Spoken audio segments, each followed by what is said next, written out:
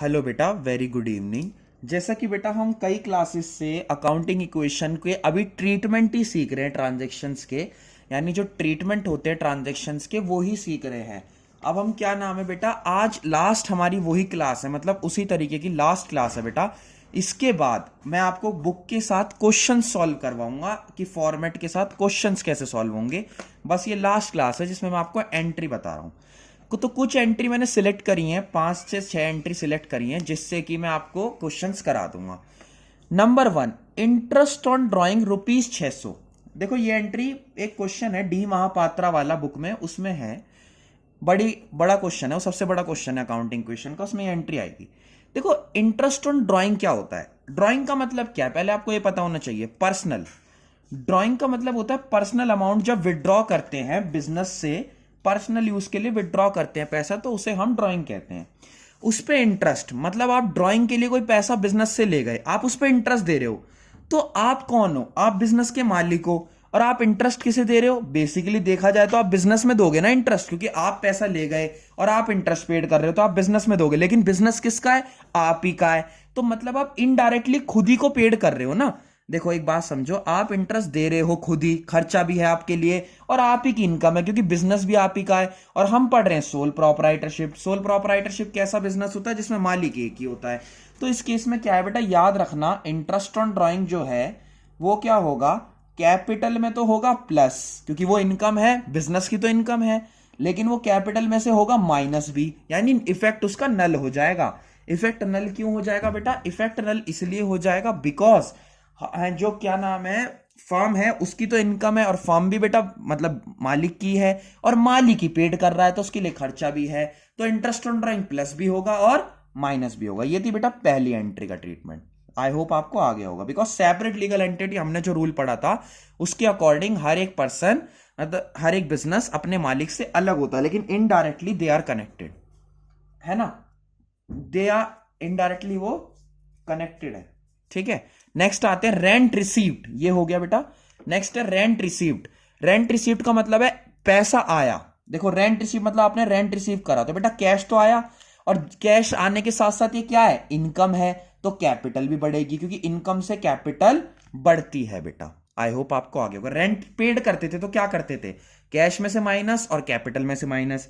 अब rent receive कर रहे हो तो क्या है? रेंट रिसीव कर रहे हो तो बेटा कैश ही बढ़ेगा और कैपिटल भी बढ़ेगा। आगे बढ़ रहे हैं बेटा। आई होप आपको ये आ गया, क्योंकि इनकम है तो इनकम से पैसा आया और इनकम कैपिटल में भी प्लस होती है। नेक्स्ट है बेटा एडिशनल कैपिटल ₹300। एडिशनल कैपिटल क्या होती है? जैसे आपने अपनी वाइफ की ज्वेलरी बेच के, खैर अभी तो वाइफ नहीं होगी, हस्बैंड वाइफ अभी तो नहीं होंगे, लेकिन आपने किसी की ज्वेलरी बेच के बिजनेस में लगा दी। एडिशनल मतलब ज्यादा, एक्स्ट्रा। तो आपने जो पैसा स्टार्टिंग में लगाया था बिजनेस में, उसमें आपने कुछ और पैसा ऐड कर दिया, तो वो क्या होता है बेटा? एडिशनल कैपिटल होता है। क्या होता है बेटा? Additional capital. तो एडिशनल कैपिटल के लगने से क्या होगा बेटा? बिजनेस में वो पैसा लग जाएगा, यानी बिजनेस का कैश बढ़ेगा, बिजनेस का कैश बढ़ेगा। लेकिन जब एडिशनल लगा यानी और पैसा लगा है तो कैपिटल भी बढ़ जाएगी। क्यों बढ़ेगी? क्योंकि और पैसा लग गया ना बेटा बिजनेस में, तो कैपिटल भी बढ़ेगी और कैश भी बढ़ेगा। बिल्कुल ऐसा ही है जैसे स्टार्टेड बिजनेस विद कैश की एंट्री करते हो आप। नेक्स्ट है बेटा सोल्ड गुड्स कॉस्टिंग 2000 फॉर 3000। 2000 का सामान था, देखो तो 2000 का सामान था, बिका कितने में बेटा? 3000 में। तो देखो 2000 का सामान तो गया ना, 2000 का सामान हो गया कम, कितनी अमाउंट का? 2000 का। लेकिन बिका कितने में? 3000 में। तो कैश कितना आया बेटा? 3000। और 1000 का आप देख रहे हो, 2000 का सामान आपने बेचा कितने में? 3 में। तो आपने 1000 का क्या कमाया? प्रॉफिट कमाया। तो 1000 होगा कैपिटल में प्लस। कैपिटल में प्लस क्यों होगा बेटा 1000? क्योंकि ये आपका प्रॉफिट बन गया। आई होप आपको आ गया होगा। प्रॉफिट प्लस होता है, लॉस माइनस होता है, ठीक है। अब मैंने सिमिलर एक और एंट्री ली है, सोल्ड गुड्स कॉस्टिंग 1000। सामान कितने का इस बार? 1000 का।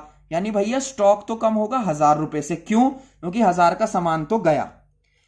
फॉर 500, पैसा कितना आया? 500, क्योंकि बिका कितने रुपए के लिए बेटा? 500 रुपए के लिए। कॉस्टिंग के बाद जो फॉर होता है ना, फॉर का मतलब कितना पैसा आया। फॉर के बाद वाली अमाउंट वो होती है जो कैश की होती है, और कॉस्टिंग के साथ वाली अमाउंट स्टॉक की होती है। और जो दोनों का डिफरेंस होता है या तो वो प्रॉफिट होता है या वो लॉस होता है। जैसे कि 1,000 का सामान स्टॉक है, ये कॉस्टिंग लिखा है तो स्टॉक है। फॉर इतना यानी इतने का कैश आया, तो जितना आता है वो कैश है, प्लस इनके बीच में डिफरेंस, अगर कॉस्टिंग की वैल्यू इससे ज्यादा है फॉर के बाद वाली अमाउंट से, यानी जो पैसा आया उससे महंगा था स्टॉक, तो लॉस होता है। लेकिन अगर कॉस्टिंग कम है और पैसा ज्यादा आया तो प्रॉफिट होता है। अगर इसमें डाउट आए तो आप मुझसे व्हाट्सएप पे पूछ लेना।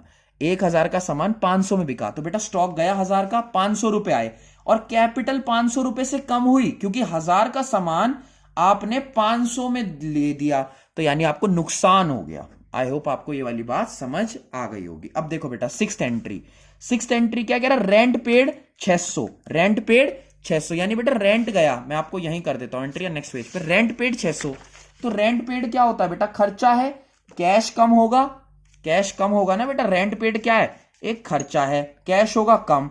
और जब भी खर्चा होता है तो वो कहां से कम होता है बेटा, कैपिटल में से भी कम होता है। जैसे रेंट रिसीव हो रहा था, इनकम हो रहा था, तो कैश आ रहा था और कैपिटल बढ़ रही थी। ऐसे ही जब कोई खर्चा करोगे तो कैश जाएगा और कैपिटल भी कम होगी, यानी जो ट्रीटमेंट रिसीव्ड पे था वो पेड पे रिवर्स हो जाएगा। आई होप आपको बात समझ आ गई होगी। और क्या कह रहा है, रेंट आउटस्टैंडिंग, रेंट आउटस्टैंडिंग का मतलब क्या, रेंट अभी देना है, तो बेटा देना है इसका मतलब क्या है, कैपिटल में से तो माइनस होना ही है, क्योंकि खर्चा चाहे आउटस्टैंडिंग हो चाहे इमीडिएटली पेड हो, वो कैपिटल में से तो माइनस होता ही होता है, क्योंकि आज नहीं कल वो देना ही पड़ेगा। लेकिन ये क्या है, ये एक लायबिलिटी है। क्या है बेटा, लायबिलिटी। क्यों, क्योंकि अभी आपने दिया नहीं है, देना बाकी है, तो लायबिलिटी बढ़ गई, क्योंकि देना अभी बाकी, और जब भी बाकी होता है तो लायबिलिटी होती है। तो बेटा आप एक काम करो, इसका स्क्रीनशॉट ले लो अपने उस पे और इन एंट्रीज को देख लो। नेक्स्ट क्लास से हम बुक के क्वेश्चंस करेंगे विद फॉर्मेट। तो चलो बेटा यहां तक कंप्लीट कर लो, कोई भी डाउट आए तो आप मुझसे पूछ लेना। Thank you so much.